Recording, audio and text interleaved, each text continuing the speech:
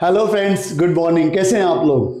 दोस्तों, आज हम एक मूवी 12th फेल आई है जो कि आईपीएस मनोज शर्मा जी के बारे में है, उसके बारे में बात करना चाहते हैं। उससे हमें कुछ लर्निंग मिल सकती है। मैं उन लर्निंग के बारे में बात करने वाला हूँ। दोस्तों, मनोज शर्मा जी जो एक ऐसे एरिया से बिलोंग करते हैं जो कि बहुत बैकवर्ड है।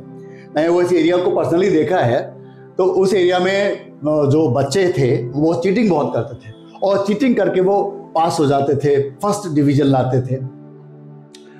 तो एक ऑफिसर मनोज शर्मा जी को मिलता है और वो कहता है कि भाई, अगर लाइफ में आगे बढ़ना है तो आपको चीटिंग छोड़ देनी चाहिए, आपको चीटिंग की आदत छोड़नी चाहिए। और मनोज शर्मा डिसाइडेड कि मैं अब चीटिंग नहीं करूंगा। और नेक्स्ट ईयर जब वो एग्जाम देते हैं तो वो विदाउट चीटिंग देते हैं। सारे दोस्त पास होते हैं, उनके सारे क्लासमेट पास होते हैं फर्स्ट डिवीजन, और वो थर्ड डिवीजन पास करते हैं। थर्ड डिवीजन काफी लो लेवल हो गया पास होने के लिए।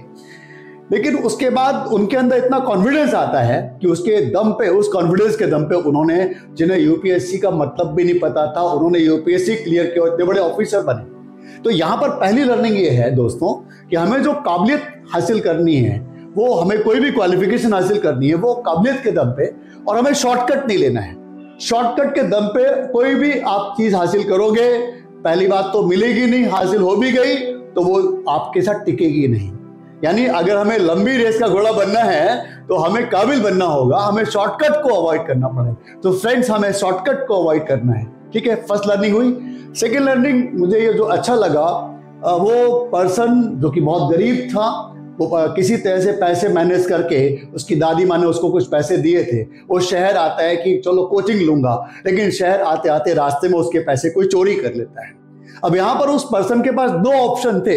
एक तो वो कि निराश हो जाता, वापस चला जाता, लेकिन उसने हिम्मत नहीं हारी, वो टिका रहा और उसने कोशिश की। उसने कोई बात नहीं, पैसे नहीं थे, लेकिन उसने लाइब्रेरी में काम किया, उसने टॉयलेट क्लीनिंग की, वो एक चक्की में काम किया। आप सोचिए, चक्की एक ऐसी जगह जहां इतना शोर होता है, इतना पॉल्यूशन होता है, इसके बावजूद वो वहां डटा रहा और उसने सक्सेस अचीव की।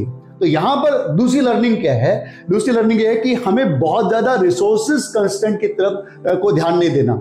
ये लर्निंग उनके लिए है जिनके परिवार में प्रॉब्लम है। बहुत सारे दोस्त अलग अलग एक्सक्यूजेज लेते हैं, मेरे पास पैसे नहीं है, परिवार सपोर्ट नहीं कर सकता, मेरे गरीबी है, मेरे परिवार में दिक्कतें हैं, कुछ भी है। लेकिन अगर आपके अपने ड्रीम के प्रति पैशन है तो कोई भी कंस्टेंट आपको रोक नहीं सकता।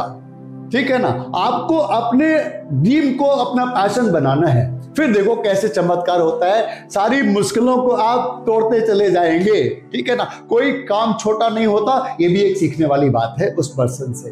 तो दूसरी लर्निंग हुई कि हमें हिम्मत नहीं हारनी है। तीसरी लर्निंग जो मुझे बहुत अच्छी लगी, देखिए, जब आप करियर बिल्डिंग स्टेज में होते हैं, स्पेशली आप टीन एज में या उसके 2-4 साल बाद का टाइम पीरियड जो होता है, उस टाइम पे हम एज में, ऐसी एज में होते हैं जहां पर हमें मन करता है कि हमारी गर्लफ्रेंड हो।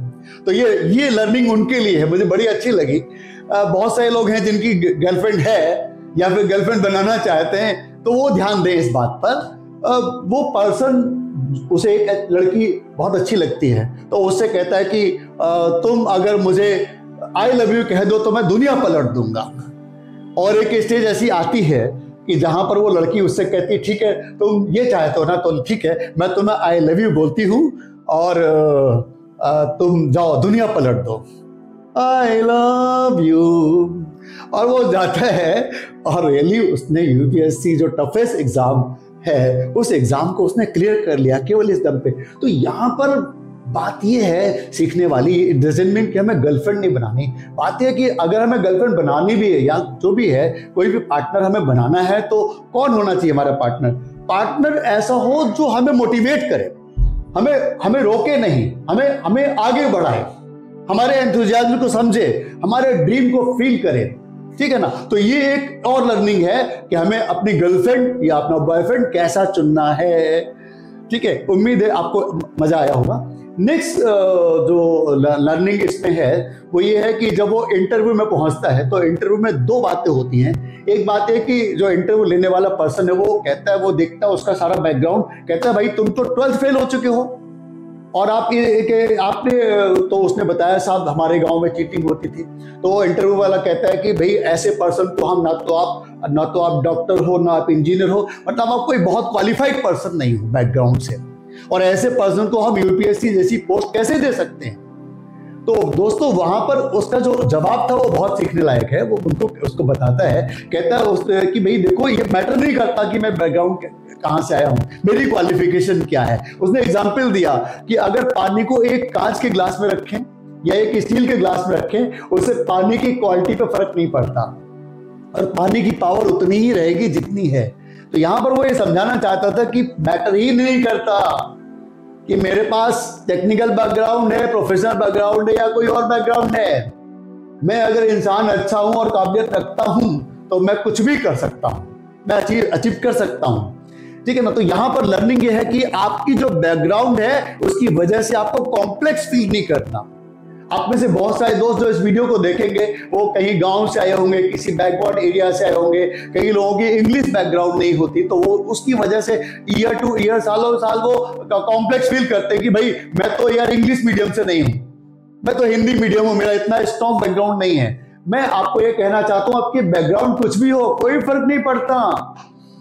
अगर आपके अंदर चाहत है, सपने हैं, तो आप उसको अचीव कर ही लोगे, चाहे कुछ भी हो जाए, ठीक है ना। और एक और बात, वहां पर इंटरव्यू लेने वाला एक और बात कहता है कि भाई अगर मान लो आपको इसमें क्लियर ना हुआ, तो आप जो इतने बड़े बड़े बातें करते हो, सपनों की बातें करते हो, चेंज लाने की बातें करो, तो फिर वो कैसे करोगे। तो उसने बड़ा अच्छा जवाब दिया और ये सुनने लायक है। उसने कहा कि देखो भाई, अगर रिजल्ट कुछ भी हो, अगर मैं फेल भी हुआ, कोई फर्क नहीं पड़ता, मैं चेंज लाना चाहता हूं, मैं उस एरिया में जाऊंगा, बैकवर्ड एरिया में जहां के लोग बहुत पढ़े लिखे नहीं, मैं उनको पढ़ाऊंगा, मैं टीचर बनूंगा, उस एरिया के लोगों को पढ़ा के उनको चेंज कर दूंगा, और उससे वहां पर चेंज आएगा। तो मतलब कहने का मतलब क्या है कि अगर मैं चेंज करना चाहता हूं, मैं कुछ अचीव करना चाहता हूं, तो फर्क ही नहीं पड़ता। यहां पर लर्निंग है रिजल्ट की। जो दोस्त एग्जाम देने के बाद बहुत फियर फील करते हैं कि अगर मैं फेल हो गया तो क्या होगा, मैं आपको ये कहना चाहता हूं, कुछ भी नहीं होगा यार, कुछ भी नहीं बदलेगा। अगर आपके सपने हैं, आपके ड्रीम हैं, तो आप उनको अचीव करके रहोगे, रिजल्ट कुछ भी आए। इसलिए एग्जाम देने के बाद डरना नहीं, और जब आपको रिजल्ट का डर नहीं लगेगा तो एग्जाम देते समय भी आप डरोगे नहीं, ये बात भी पक्की है। और एक लास्ट बात जो मैं आपके साथ शेयर करना चाहूंगा, मिस्टर मनोज शर्मा जिनके ऊपर ये मूवी बनी है, एक इंटरव्यू में वो अपनी पत्नी के साथ आए हुए थे और वो मुझे बड़ा अच्छा लगा। उन्होंने कहा कि शादी के तुरंत बाद मैंने अपनी पत्नी से कमिटमेंट लिया कि आप लाइफ में एक तो गोल्ड और एक डायमंड कभी नहीं पहनोगी। उसके पीछे उन्होंने रीज़न दिया, बोले मैंने सोचा कि यार ये इतनी महंगी चीज़ें होती हैं कि अगर ये इतनी कॉस्टली है कि इनके लिए कितना ही पैसा कमा लिया जाए वो भी कम होगा, तो अगर ये चीज़ें का लालच में ना रखूं तो उसके बाद मैं अपनी लाइफ को ईमानदारी से और बढ़िया तरह से जी सकता हूं।